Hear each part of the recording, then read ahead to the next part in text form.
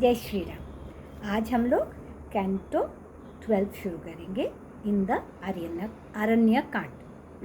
The summary: Ram and others enter the hermitage of Agastya, enjoy his hospitality and receive divine missiles and weapons.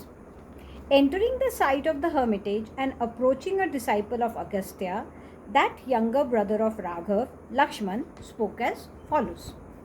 There was a king named Dashrath. His mighty eldest son Ram has come with Sita, his wife, to call on the sage. It is possible you may have heard the name. I am his younger brother Lakshman, rendering service to him, favorably disposed and devoted to him. We have entered a very frightful forest at the command of our father, and all of us desire to see the revered sage. May this please be reported to him. Hearing the aforesaid words of the celebrated Lakshman, the ascetic said, "Well," and entered the fire sanctuary to make a report.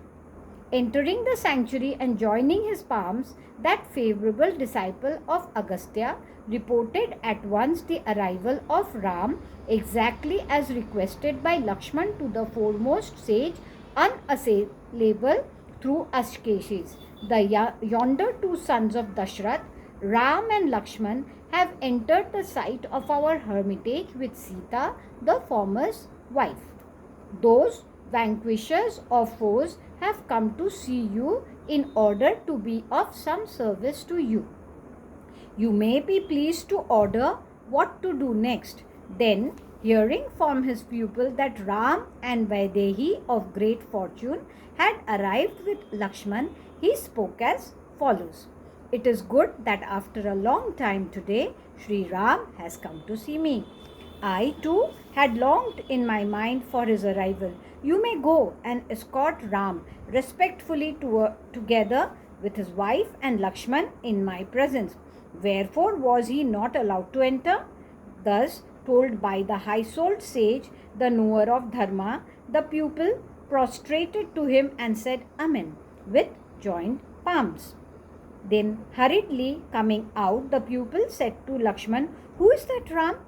Let him enter the ashram and go to see the sage. Let him enter the sanctuary." Moving to the entrance of the hermitage with the pupil, Lakshman showed him Kakushtha and Sita, the daughter of Janak. Repeating the words of Agastya, the pupil modestly ushered him into the sanctuary with due respect and ceremony, such as he deserved. Then Ram, with Sita and Lakshman, actually entered the sanctuary, seeing the hermitage crowded with peaceful deer. He saw there the place assigned to Brahma, and also the place of Shiva, the place of Vishnu, the place of great Indra, and also Vivaswan, the sun god, the place of Soma, the moon god, the place of Bhaga, and the place of Kuber, the deity presiding over the northern quarter, the place of Dhata and Vidhata, and also the place of Vayu, the wind god, and the place of the high-souled Varun, distinguished by a noose in his hand, as also the place of Gayatri, one of the consorts of Brahma, and the place of the Vasus, as well as the place of Vasuki, the king of the Nagas, and the place of Garuda, the king of birds, the place of Kartikeya, the younger son of Lord Shiva, and the place of Dharma, the god of piety. Then, surrounded by his pupils, the sage also came forward. Sri Ram saw him at the head of the sages of bright lustre. The hero addressed the following words to Lakshman of increasing grandeur. "Lakshman, the revered sage Agastya is coming out. From his magnanimity, I am able to recognize the abode of Ashkeshis." Thus saying, the mighty armed scion of Raghu met Agastya, a sun like lustre, and touched his feet as he came.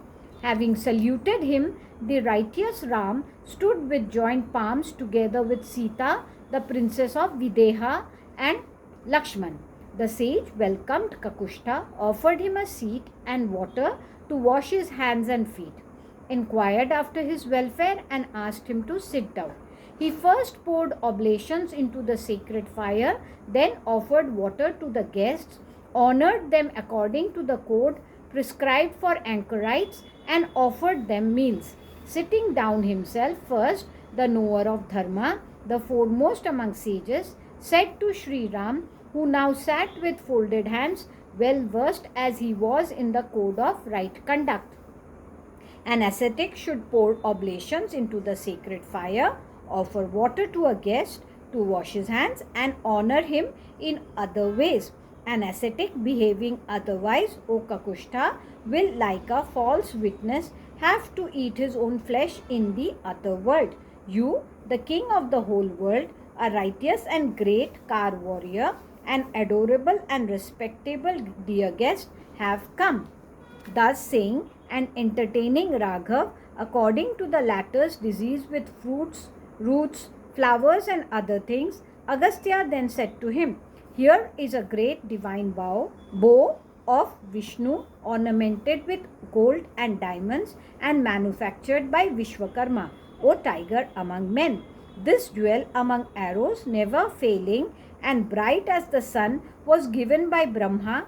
Mahendra gave me two inexhaustible quivers full of sharp arrows burning like fire. This a sword ornamented with gold and kept in a gold sheath. Formerly, O Ram, Vishnu killed on the battlefield great demons with this bow and brought back to the denizens of heaven their bright splendor. O bestower of honor, accept for your victory that bow, those quivers, the arrow, and the sword, as Indra accepted the thunderbolt." Thus speaking and giving all the collection of foremost weapons to Ram, the revered Agastya of great lustre said again. Thus ends Canto 12 in the Aranyakand of the glorious Ramayan of Valmiki, the work of a rishi and the oldest epic. Jai Shri Ram.